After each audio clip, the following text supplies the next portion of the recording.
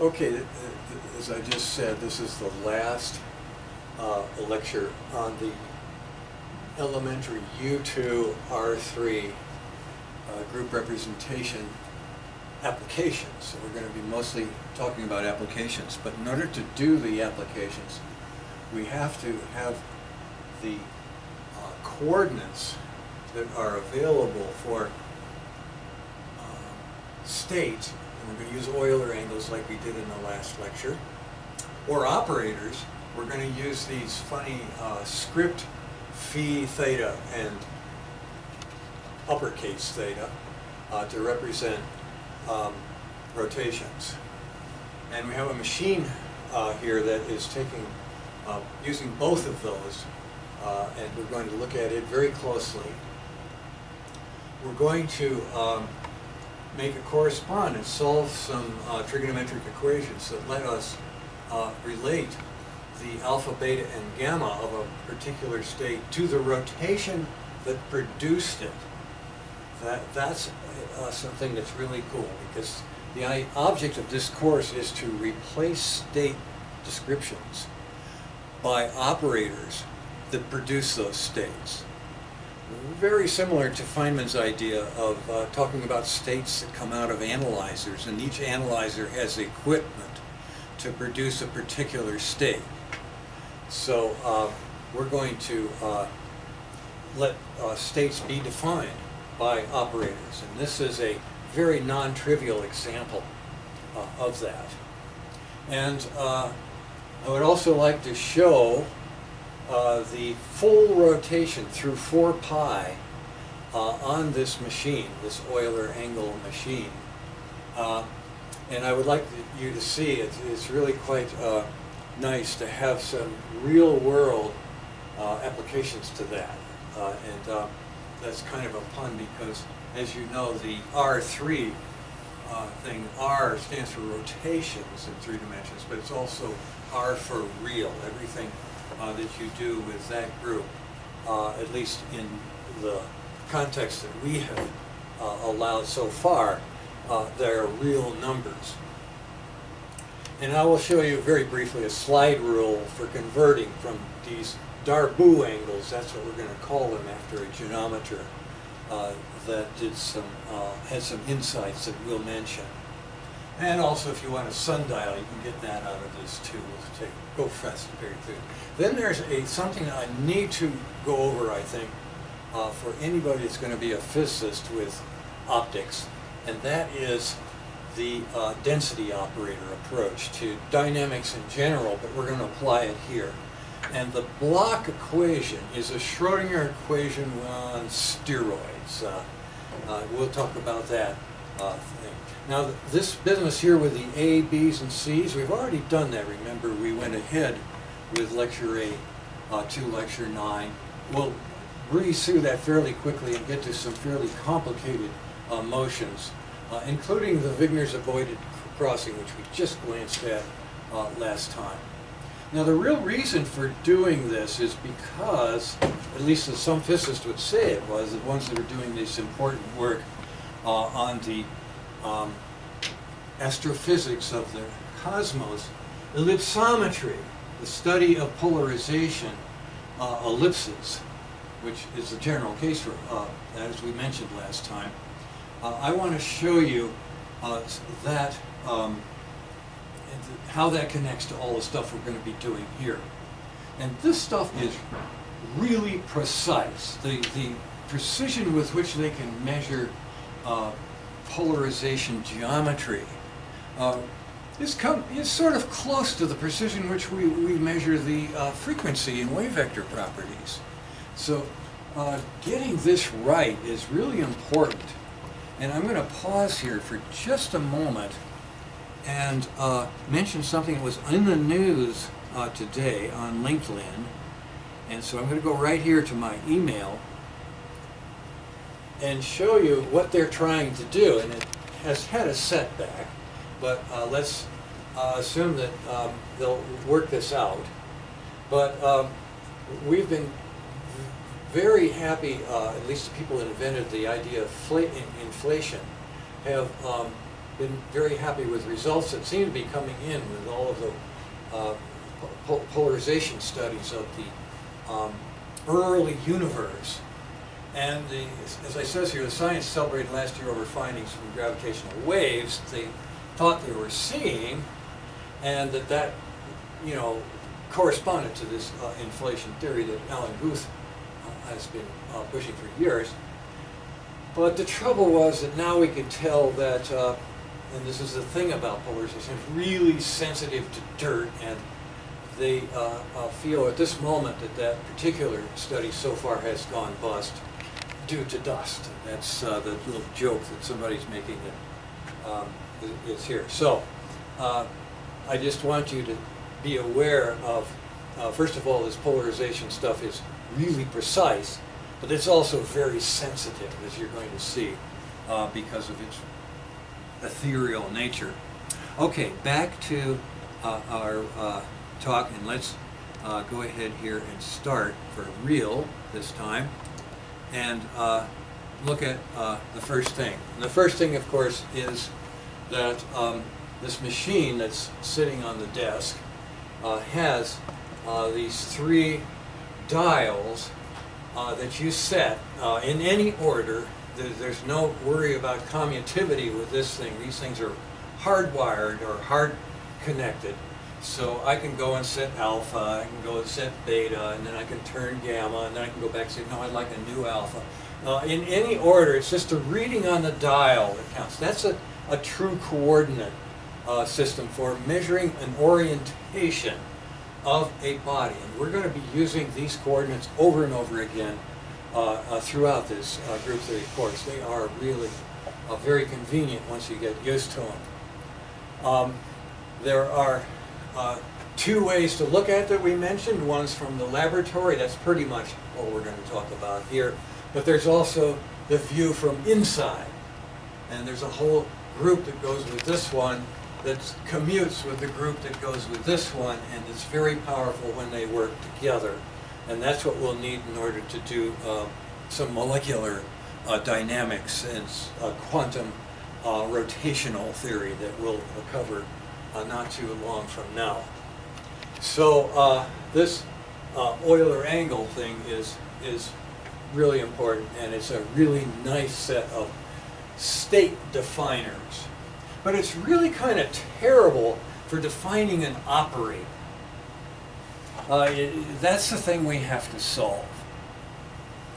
On the other hand, these Darboux angles, or axis angles, just call them Darboux's axis angles, correspond to an operation that you can really feel, appreciate. That is a crank. I grab this crank on this machine that's on the desk, and if I've set my little suction cups to the sphere that is being measured by Euler's angles, and start turning that, and I'm free to put that axis anywhere on that bar there, so that's angle italic theta there, that is the polar angle, if you will.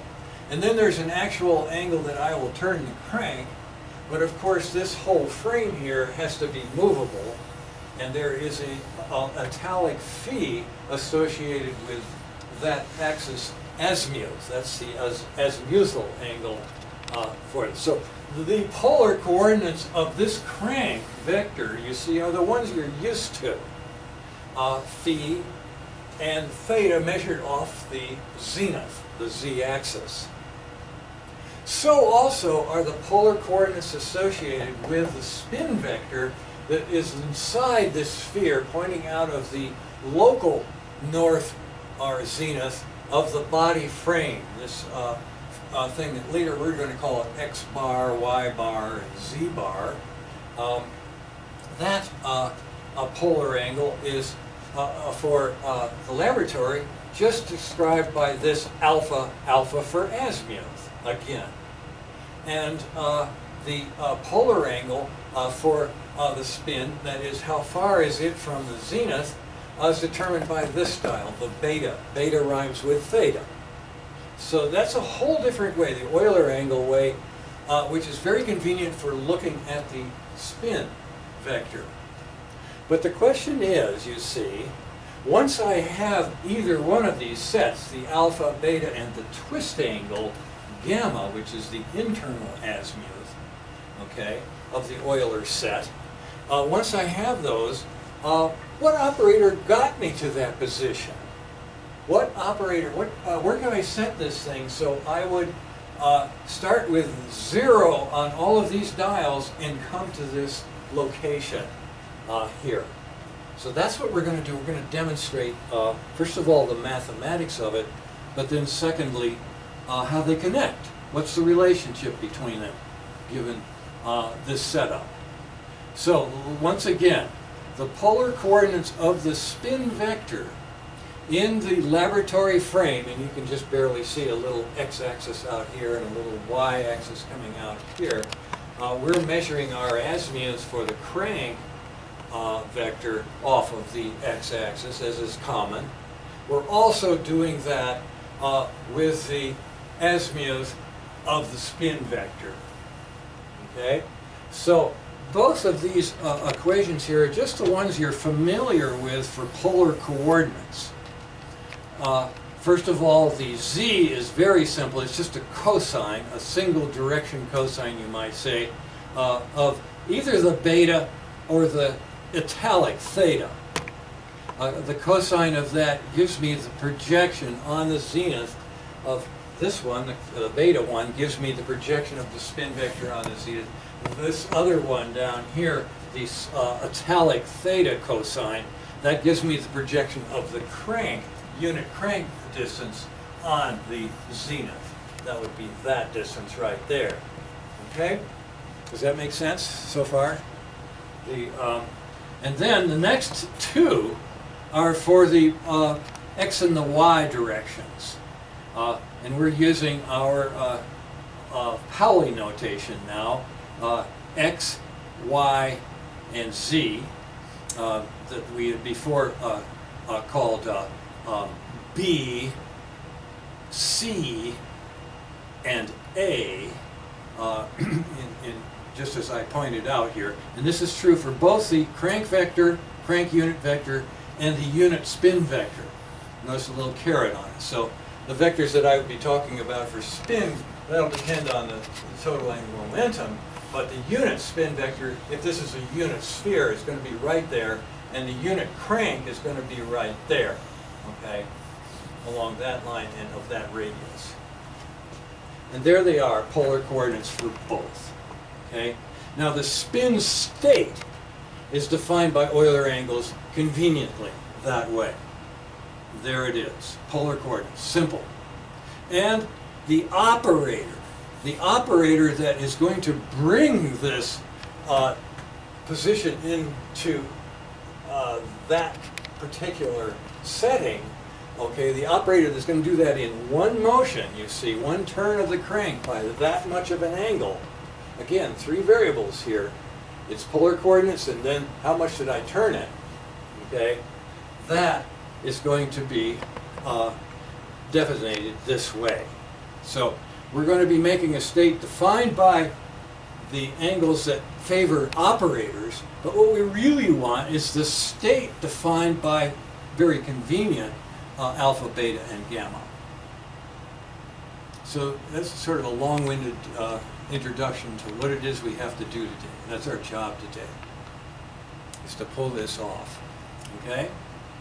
I'm trying to set the stage, so I'm going to go ahead with this just briefly to point out that we already have a definition of the alpha, beta, gamma rotation in terms of the applications that we showed before, where you would first rotate around z to set the gamma angle.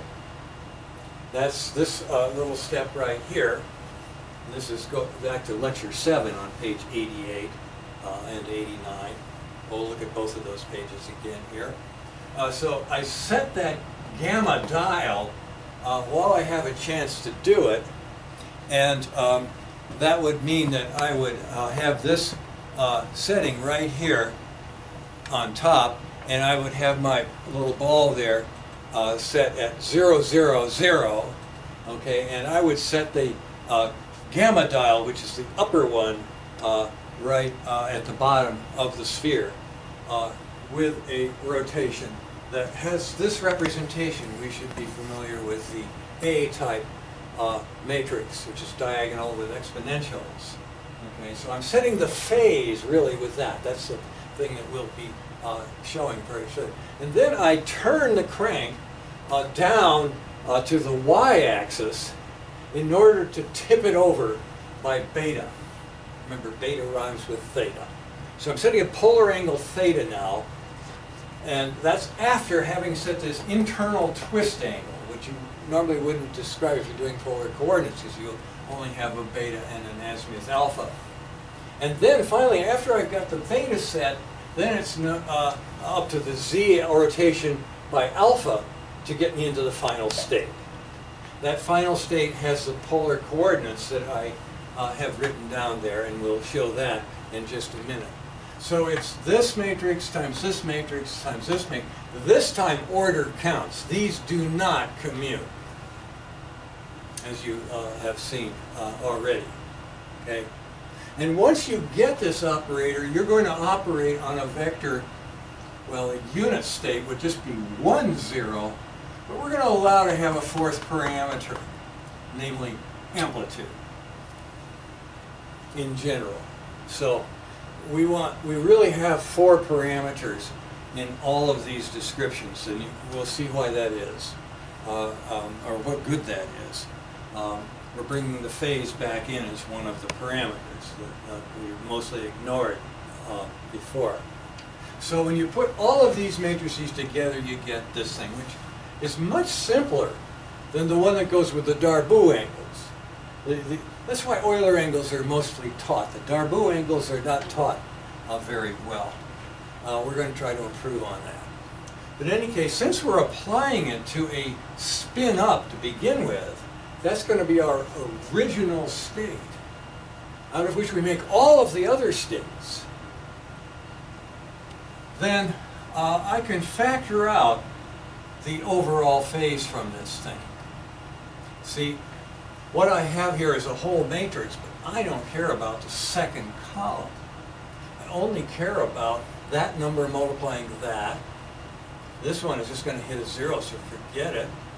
And then when I get the second component, well, it'll be this number times that, you see. This thing is only going to hit a 0. So forget those guys if that's the only state you're going to work on. And that's the situation that we're going to set up here. So I'm going to have these be my 2 components, you see.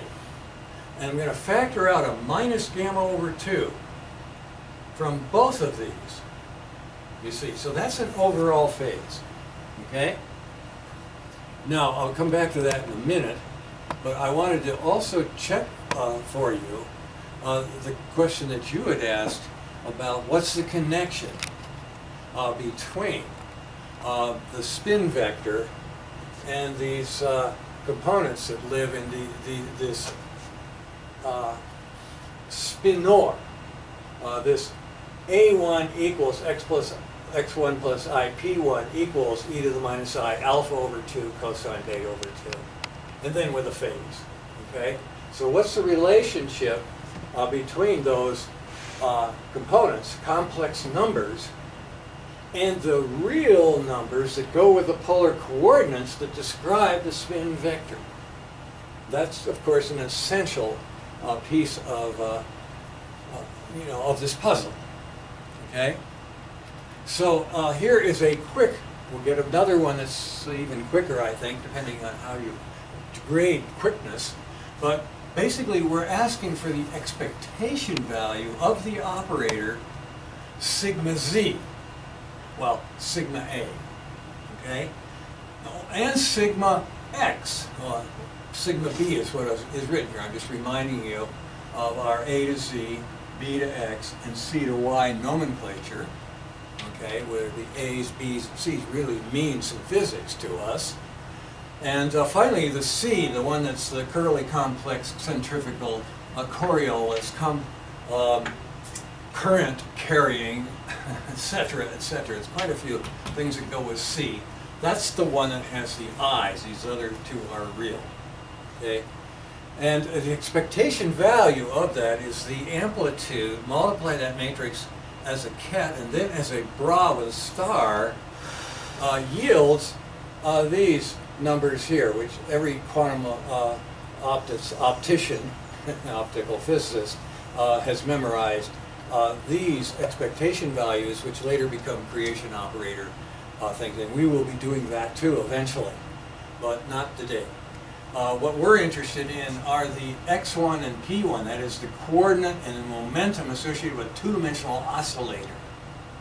The number 1 phasor and the number 2 phasor. Those combinations right there.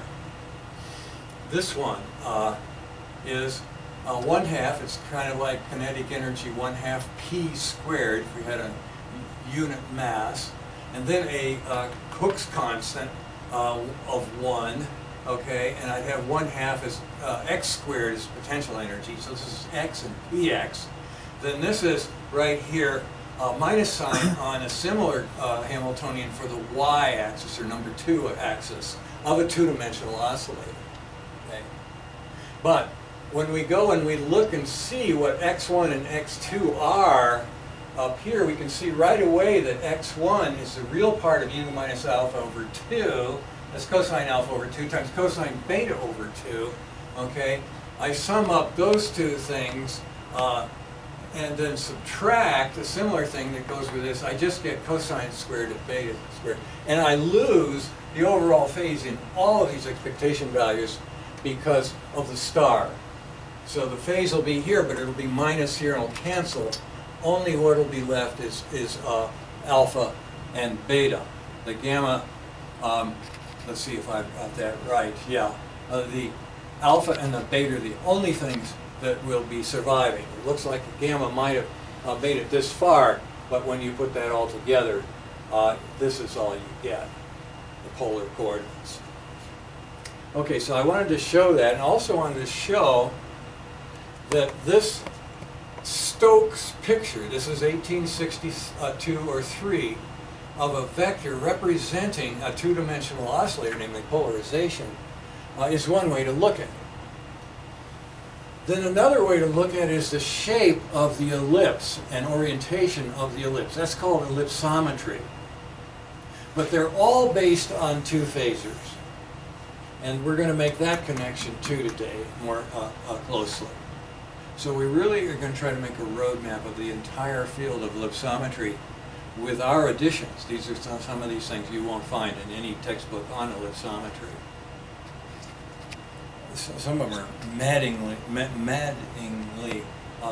frustrating to read simply because different people have a different coordinate system. So we really need to have ways to make conversions between other ways of doing this. Yes? Are those unit vector I? This? Yeah. This is what I have called intensity. Just one. So it would, yeah, it would normally be 1, but we're allowing this thing not to be 1, you see.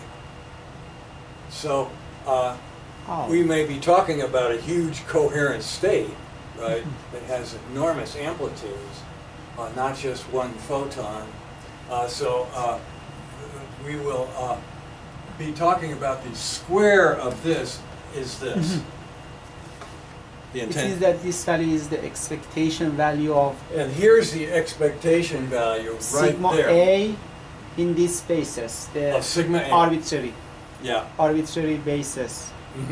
There's the sigma A right there. Okay? And then it is being sandwiched between a ket A and a bra A.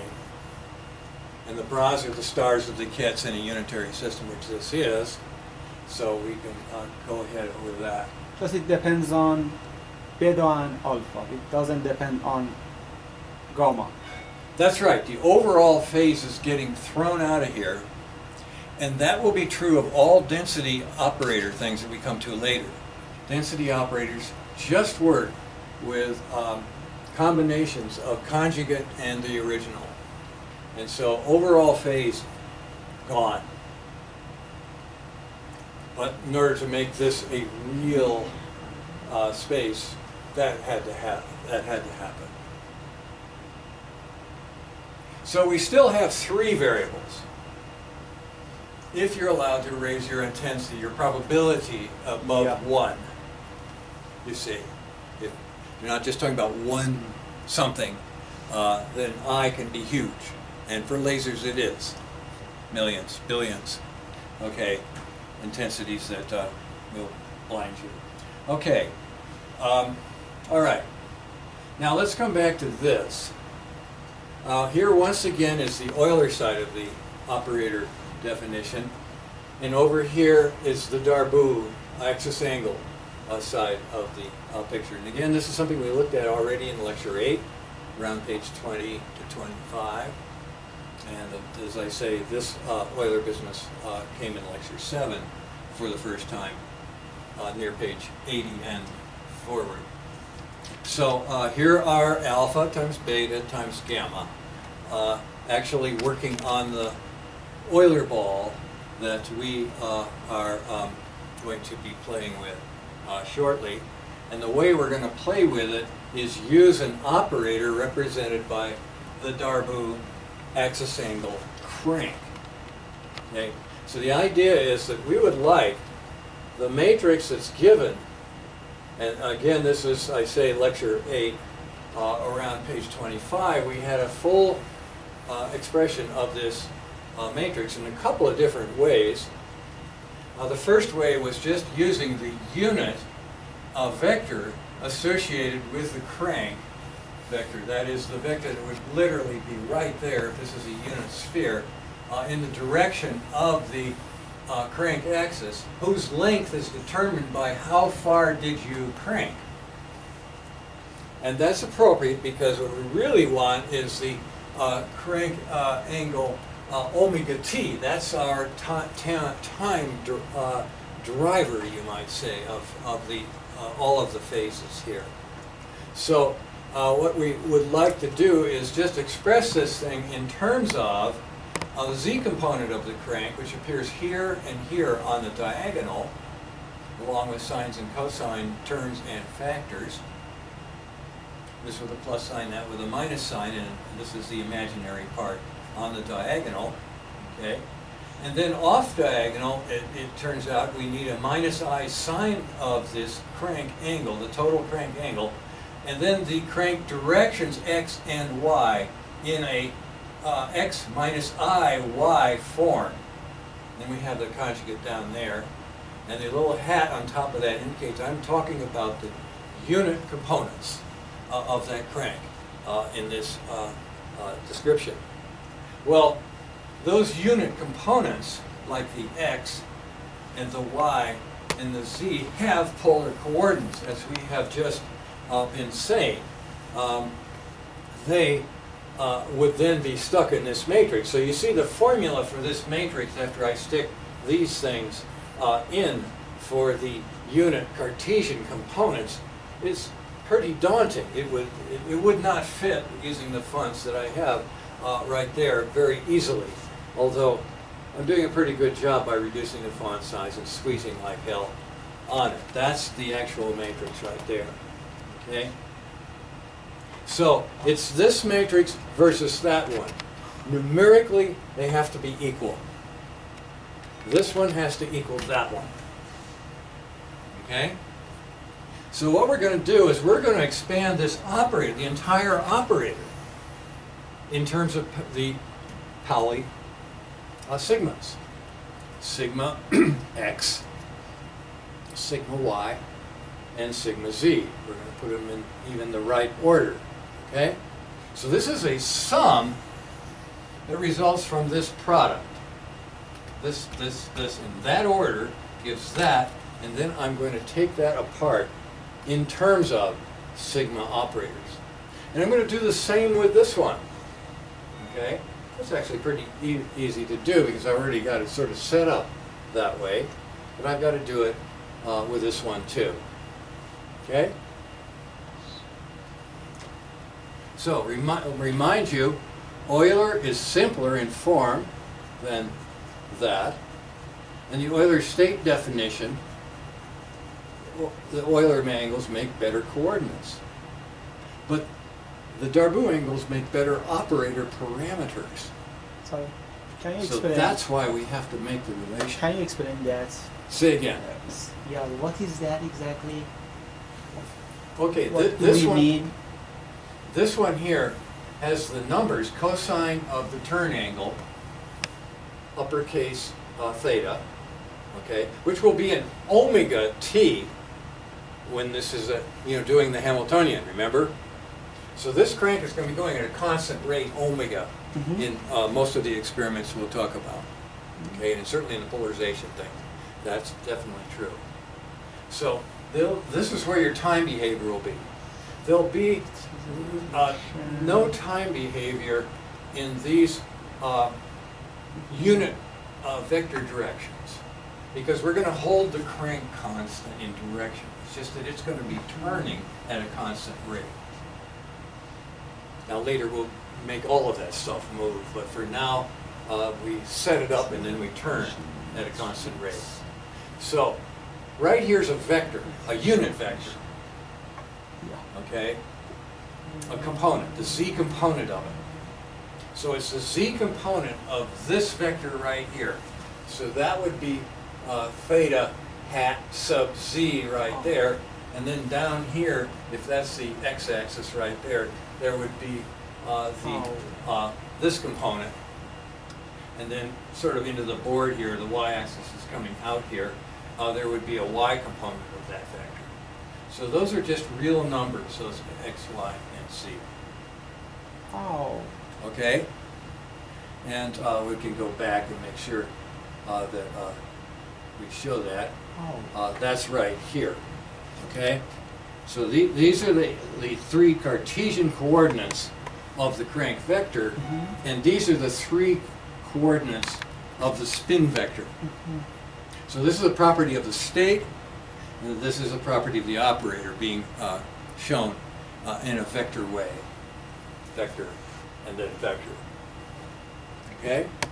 Does that help at all? No. Okay?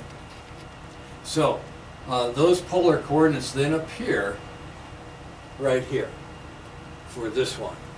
Okay? Now, what is not quite true is that these are very weird polar coordinates.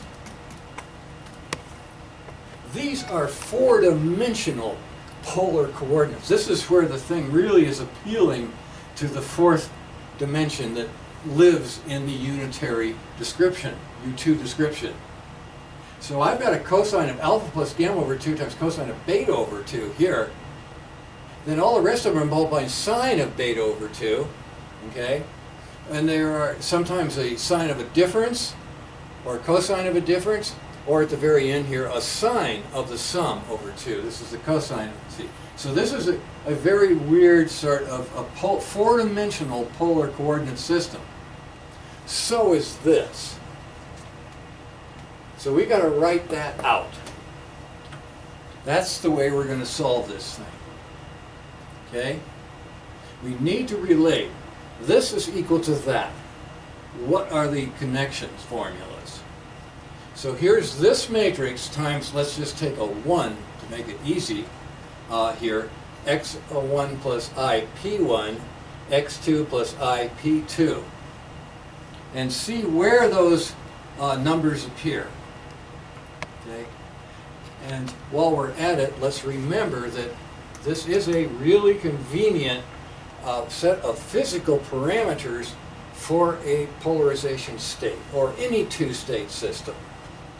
The beta, actually cosine of beta over 2 and sine beta over 2, but the actual beta, that's the population inversion angle. When beta, and remember where beta is, it's right here, it's measuring to how far I am from spin up. So when beta gets to be pi, I'm inverted. I have my population inverted. I'm ready to laze. As ready as I'm going to be. Okay? Whereas when I'm here, I'm ground state probably. And then this is excited state. Now it's kind of Joe Eberly likes to do this backwards. He says, if you're in a ground state, let's make that spin down. And then when you get excited, you got to spin up. I mean, how much anthropomorphization do you need? It's making this into a pornographic movie. But the idea is, I think, more civilized people. I'm sorry, Joe, I didn't mean that. But the idea of a spin up is almost always in textbooks a 1 here and a 0 at the bottom. Okay, so we're following that, you see. So there's your spin up with beta equal to 0. I wouldn't have anything there. I'd have 1 there and 1 there. And that would be my state. Okay, and then after I got doing this operation, you see the cosine of beta is going to drop, the sine of beta is going to grow. That's population inversion measurement of it. The phase coherence angle is what they call the azimuth angle, alpha. Now, that is really good because what we're doing here is we've got an oscillator that's going to show us when its spin starts to, get off of up, it starts to do this, that's going to represent your excitation. And before lasers came along, we couldn't really get beta to be very high, probably a tenth of a degree or something like that in old-fashioned spectroscopy experiments. So all that would happen is our atom would just do this little dance, and of course that dance would be a phasor with this as its phase. So that's the classical phase of the oscillation that you excite with a laser, but in any light we'll be able to get some value of cosine beta over 2 besides 1. So what I can do is use that as the radius, and of course it's as we invert the thing and make this one right here, and this one really has e to the I alpha, this one has minus alpha, and so that is a picture of the actual phasor that would be going with a dipole moment in some sort of excited two-level system. And then finally the overall phase, okay, it's just sitting right there. And that's a quantum phase. These are more like classical things or semi-classical things. Okay, so I'm going to keep this up front here while we go through this a little bit. And this is our notation of the Euler way to take spin up, which is 0, 0, 0 for alpha, beta, gamma, to a general quantum state. And right here we don't have anything but 1 for the amplitude. So only 3 degrees of freedom are evident in that picture. We'll pick up the other one just by multiplying the whole thing by an amplitude. Sorry.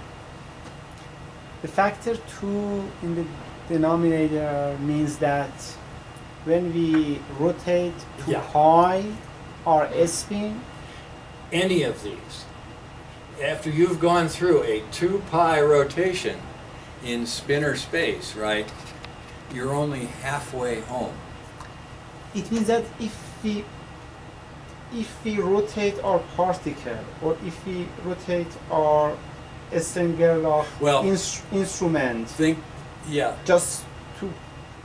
When we do anything that's working in the 3-dimensional space, where there lives a spin vector, okay, we will be working with the full beta angle, okay? So when I say that I would like to go populate invert, okay, what I'm going to be doing with beta is taking it all the way to pi. Pi. Right? That's inverted, right? I'm upside down 180 degrees, right? Pi. But in spin space is 2 times. Say that again? In spin space is 2 times the That's angle. right. In the spinor space, you see, this is spin up, this is spin down. Right? Remember that? I mean, that's really the crucial thing. This is a weird world. This is not the real world. That's a real world, but this is not. This is a space in which this component is spin up. This component is spin inverted. But we plot them in spinor space up, down, right? So when I do a beta angle by pi, okay, I do a beta over 2 by pi over 2. I go from up 90 degrees, that's beta over 2, to spin down state in a diagram of this vector, a plot of that vector. I mean, this is, I don't blame you for having questions about this simply because it is weird. Completely weird. This is behind the scenes, you see. This is the control panel, if you will, for everything that's going on in the real world. This is a real world where all the real numbers. This has got complex numbers and this weird 1/2. And it's true for azimuth as well. And overall phase. They all have a half on them. They're all half fast. Compared to the alpha, beta, and gamma that we see on the dials in our real world. Okay. Now, we're going to come back to this. I mean, this is so weird that it deserves revisiting more and more. But we'll do that as we go along here. Okay. If you can think of any other question, do it. As I say, we're just throwing all the stuff we've already done out to get a look at it, right? And I think you'll notice that the Darboux also has 1/2 in it. This is a 2 by 2, right? Complex matrix. It's a unitary thing for sure, okay? Complex, right? And the spin vector is a 3-dimensional thing. So it's real.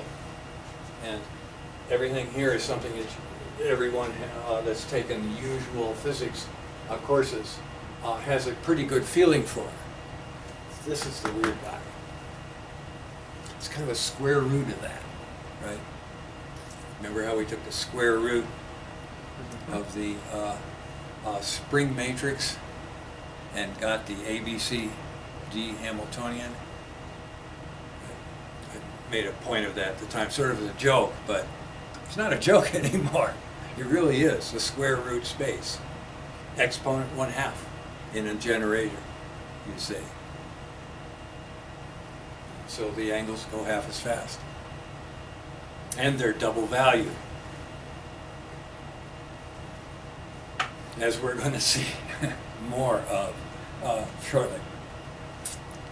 Dare we go forward? Because now what I want to do, I want to match each component here with the one here. So this was simply taking the matrix that we've carefully made and breaking it up according to those operators.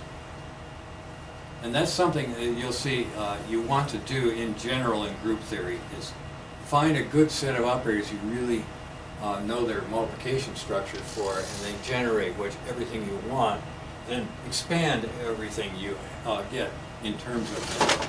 So we'll be seeing that later on.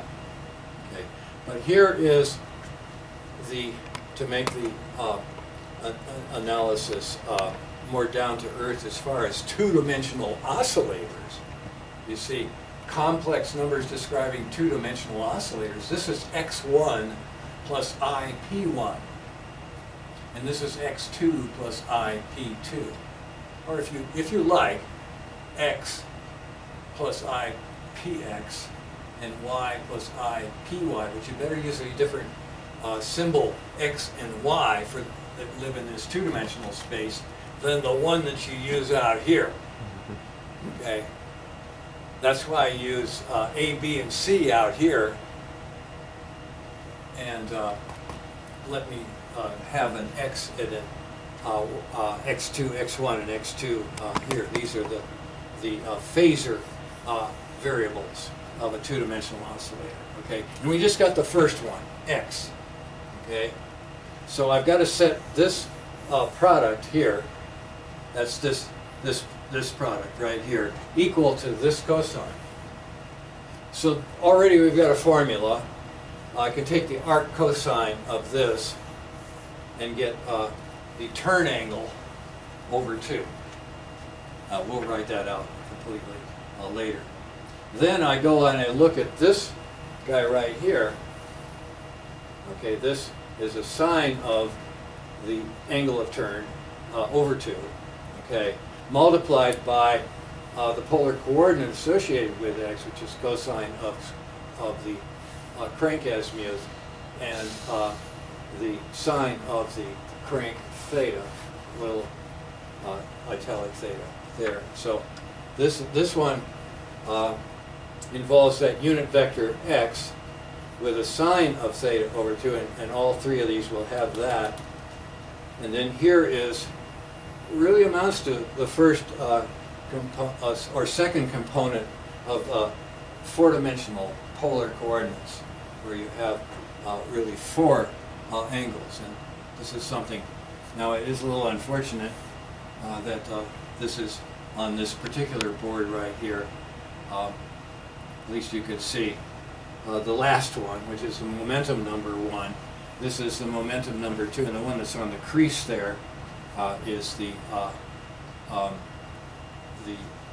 coordinate number 2 with a minus sign. So there's a few things that we have to be careful with to make this all work.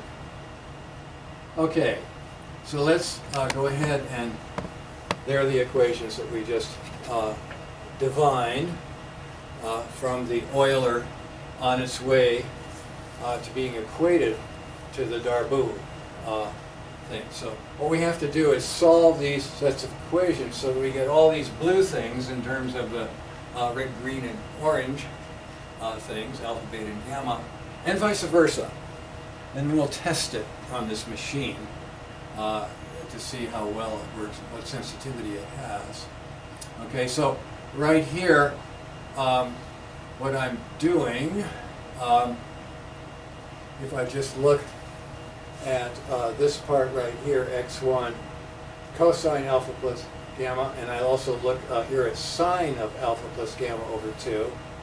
If I divide this thing by that thing, I can make a tangent out of this and cancel this. So I have only 2 angles of Euler type. And then as I divide this, I'll have a tangent of the cranking turn angle and with a cosine of the theta. Okay, so that's the first step that I pick out of the outside of those equations. Okay, and while we're at it, we'll do the same thing with these two right here. Okay, so the dotted line indicates I've now got a ratio of sine to cosine of gamma minus alpha halved. All right, canceled the sine beta. So I've got to go and look at this, and that's nice because those two cancel out. Isn't that cool? So now we've got a formula for phi. It's the arc cotangent, or I can go phi with pi over 2 minus complement and call the tangent, and we're on our way.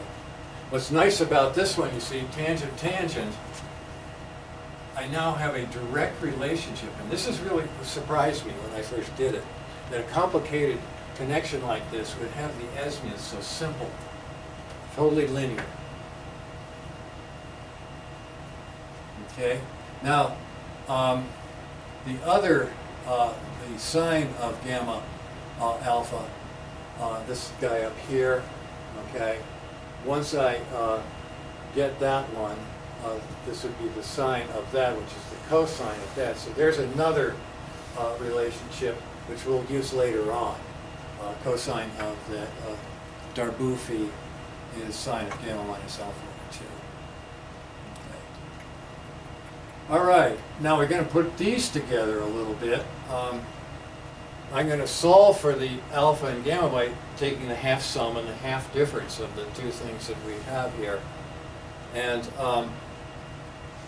here's the arctangent of that thing, which I can put there, and then I can take the other part of it and add and subtract that. Okay, there is a pretty good set of equations that we can use. And then finally, the last thing we can do is get sine theta to work for us. So sine theta over 2. We already know what this is, so we can cancel that out, and that gives us alpha, beta, and gamma in terms of Darboux angles. So that's the easy part. We still have to get the Euler angles. Well, these go back to this equation. We want to put Euler angles in, get Darboux out. We're going to need this thing that we pointed out before. That is essential to finish this description here. From that I get the theta is an arctangent of a tangent, but it's got this this denominator of sine alpha over gamma. Okay, and you've got this thing right here giving me a tangent of theta. So that's where that comes from, right there. Okay, and there's the last one. The angle that you turn, given alpha, beta, and gamma, that's the hardest one. And there it is. Now, we already had an x1 up there, so that made a connection. Okay, so here are so you're given the Euler angles, and that's what we're going to do. We're going to set up the machine with alpha equal 50, beta equals 60, and gamma equal to 70. And then we plug that into this thing and come up with a setting for the crank vector. That's going to be the game we play. Now, let's just do it digitally. You just take a typical calculator, and you'll get different answers for the very last terms, depending on what calculator you take. They're very sensitive, these relations, okay? But what I'm getting here is an azimuth setting of 80 degrees, okay? And so I'm going to be setting that up for the crank. Right now it's pretty close to 90 degrees, but I have a little mark there that will let me turn this thing, so, and I had it close already. I think that's it right there. So I'm on 90s right here. That's the y-axis. I'm just a little bit shy of that axis there, 80 degrees. Okay. Then I'm going to set the polar angle, okay, to 34 degrees. We don't read tenths on a machine like this.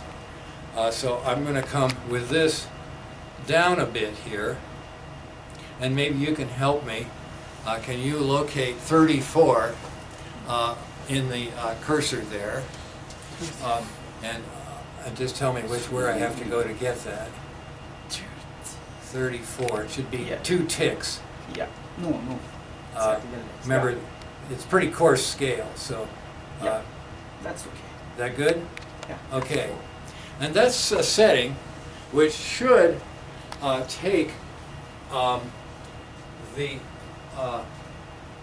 identity, the spin up with all of the angles equal to 0 over to 50, 60, 70. Now, look what happens when you do the reverse check. When you go for alpha, 80 minus 90 minus arctangent, okay, times the cosine, that's a lot of stuff. You come with 50.007. So numerical error of most calculators, I picked a particularly bad one here. I should erase that down there so you can see that that one isn't so bad. It's 70.00007. So it's kind of a James Bond error right there. Okay? And this one is 60. That's pretty bad. 60.022. Okay? Coming for beta. We're not anywhere near measuring that precisely, but the people that are doing co-experiments are measuring things with that kind of precision. So be aware that when you use these things, they come. Now I'm going to come around the corner here and I'm going to set 50, 60, and 70 first, and then try to bring it home. Home is where it is right now. So what I want to do is I want to set this thing up with alpha equal to 50. As I said, alpha is 50 degrees. So I'm going to set the alpha dial here off of 0. I'm going to go 10, 20, 30, 40, and there is 50 as best I can. And then without disturbing that, we'll check it after we've done some others. I want to get 60 on this one. Okay? So right now it's pretty close to 0. You see the little 0 there? That's negative turning. Okay? This is positive. Beta equal 30, 40, 50, and that is as close as I'm going to get to 60 right there. And I'll check again that I haven't moved this. This is still 50, and that's it. Now, I really don't need to set the phase if I was just doing ordinary quantum, but we're going to be doing information science. We need the phase, so I'm going to set this one to 70. Okay, so there's 0 right there. 10, 20, 30, 40, 50, 60, and there is 70. Okay, now we've set this one to 34. We've set this one to 80. We should be able to bring it home. Okay, now I'm going to set this guy up here on a 0 so I can see how far I had to turn to get home. Okay. This says that I had to turn 120, let's see, 129 degrees, about 130, okay, to get here. It should be minus 130 to get home, just the inverse, right? Okay, so here we go. Let's see if this is going to work.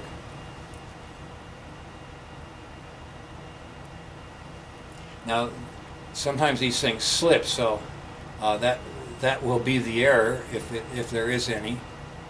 But I'm going to attach that as tight as I can without upsetting the bearings. And then I'm going to go ahead clockwise, which is negative. Okay, that's left-handed. Okay, I'm going to go clockwise, and here I am at about 30 degrees, hoping I'm not going to slip. 40, 50, 60, I'm halfway almost. 70, 80, 90, I'm 100. I only have about 30 to go to here. There's 110 right there, 120 right there. And now I'm just closing in. Now here's the thing, it starts to float on me, but you see I am really close to being home. Okay? So that's, I guess, the best demonstration I can give of this connection. Okay?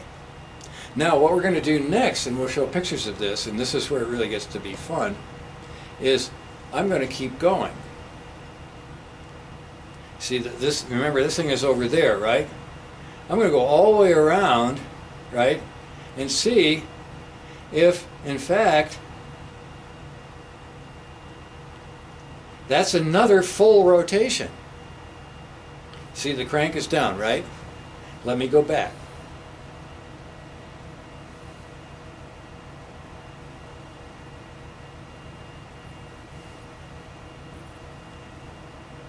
If it doesn't slip, this will work out fine. Now that's about where we started, and there I am back again. See? Full rotation, right? So this is the machine showing us that in order to get my Euler angles really back home, I got to do 2 full rotations. I've got to go 2 pi, that's 2 pi, it's 180 right there. and then I have to help it a little bit. If I had some momentum, it would keep going, the carriage would keep going. And do another 360 rotation, and there we is where we call real zero. Pretty bizarre, huh? Now the pictures of this, which we'll show, make it fairly clear. And then I'm going to say a few things about what the topology is, and show you something from Scientific American that makes sense of this. So we're going to look at this sequence, 0 to 4 pi, in pieces. So I start here at 0. This is a picture of the thing when it was new. It didn't have all the marks on it until it's been really used, right? Here's the 60, okay, a degree angle. Here's 128.7, okay, it's 6 I'm really getting ridiculous here. That's alpha 50, beta 60, gamma 70, right at that point. That's where we started and came home to here, okay? Well, we can go the other way, right? And when we do that, this dial that used to be on the other side is going to come around to the front, okay? So that I need to do a whole nother 360 to get home. To get back here, you see I got to do 720.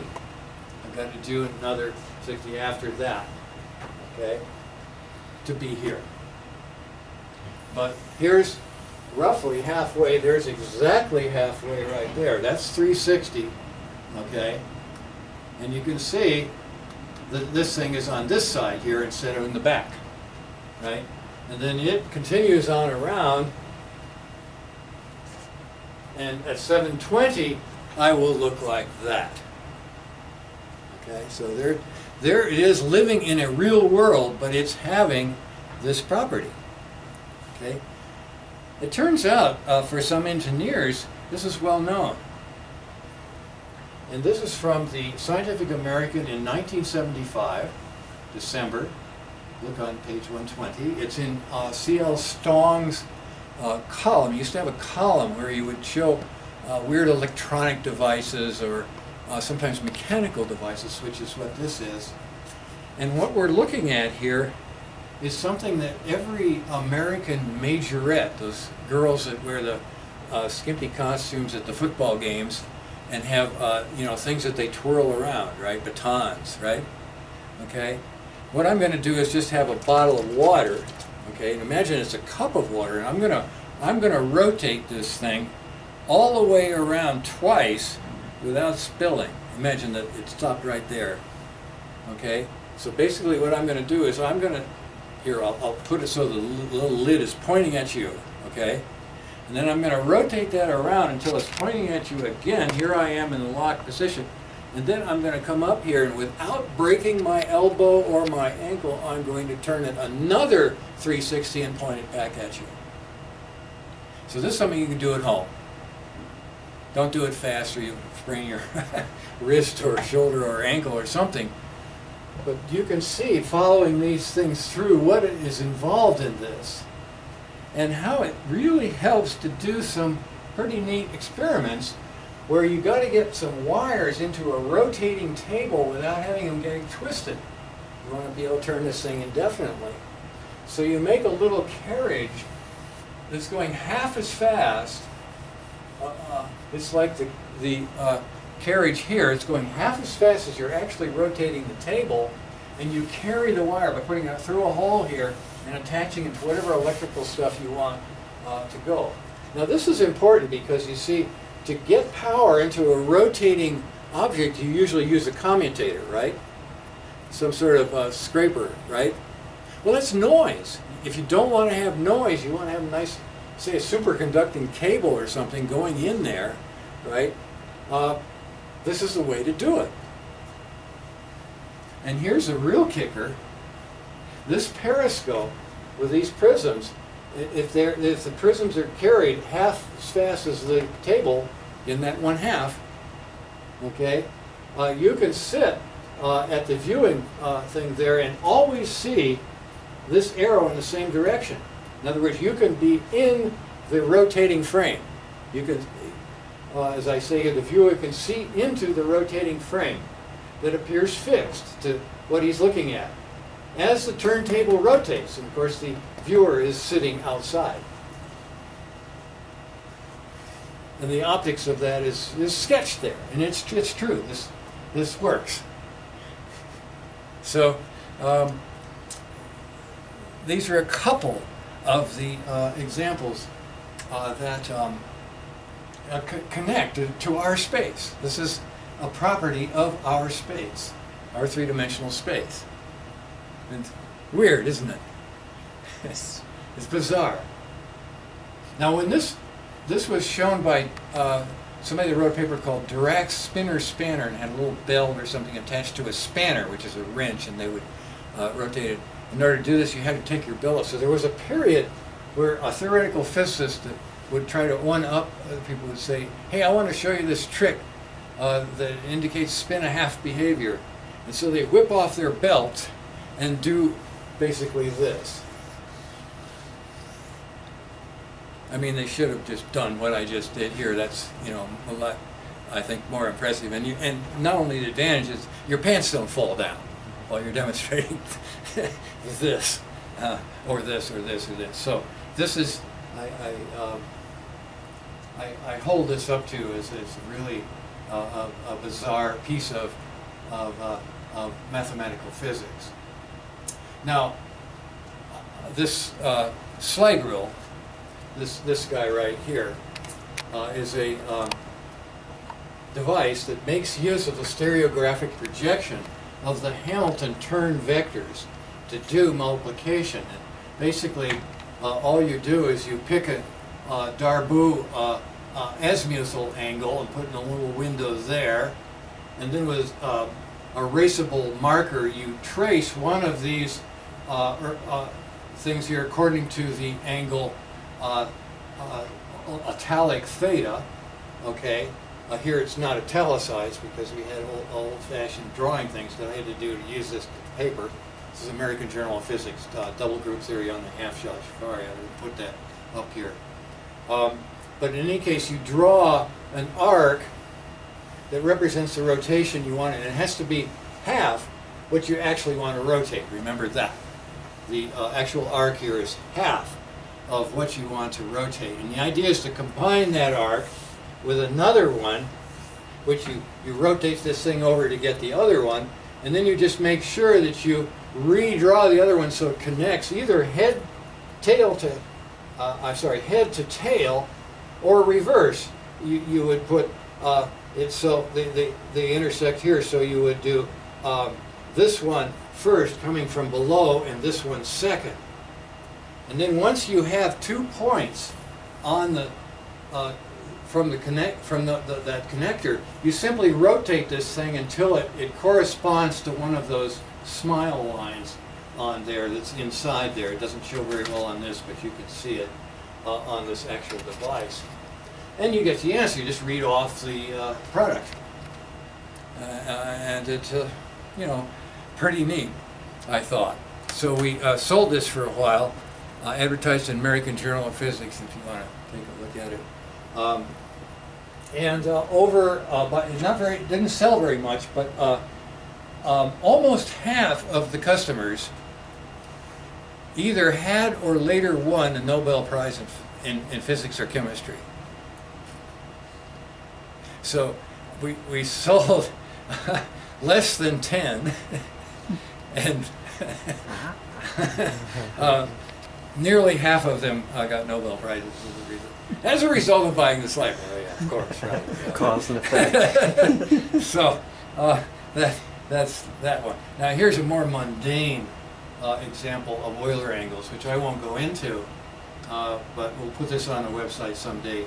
That shows it's a sundial that you can carry in your pocket and very accurately measure time, but also predict civil twilight, nautical twilight, and when you're going to get a sunburn and how much.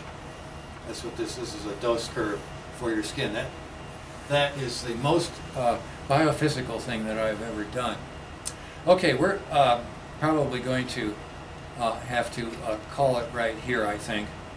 and go into this other discussions later on. The thing that I need to take some time with, because you're going to use this if you stay in physics, the density operator and its equations of motion. All of this geometry becomes a little clearer when you look at this particular piece of mathematical, well, some people would say arcanery. A density matrix, you see, is going to be made up of psi star psi components, and if it's 2 by 2, it's only 4 of them. But if it's a 3 by 3 state, a triple 3-level system, it's 9, 4, 16. You see, the number of things that you have to keep track of in density matrix theory goes up as the square of the dimension. So you've got to be serious about getting a solution to a problem in order to embark on this, and you have to have a computer that has a lot more memory than if you're just going to solve Schrodinger's equation. The two methods are equivalent if you're talking about pure states. But if you're talking about a noisy system where there's classical probability statistics in addition to the stuff that you can't get away from because of quantum wave mechanics, then it's the only thing we have. This is a technique that was discovered by Ugo Fano, who was a cousin to Julio Rocca. Julio Rocca is a famous group theoretical physicist that came after Wigner. And they all knew each other and talked about this stuff. And Fano was particularly good at doing really ingenious theories that involved ingenious experiments, and he helped experimentalists literally from the data taking up to understanding and finally being able to calculate and predict and do all sorts of wonderful stuff, some of which we'll be talking about later on. So I would say we should call it a day. Looking at the clock and the battery, I think it's not a minute too soon. And we'll take on the other half of this on the next lecture. Then after that, we begin finite group theory, subgroups of these things. So we may even be able to begin a little bit of the finite group theory in the next one, and that is lecture 10. So if you're keeping track, we're a third of the way through this course, approximately. Okay.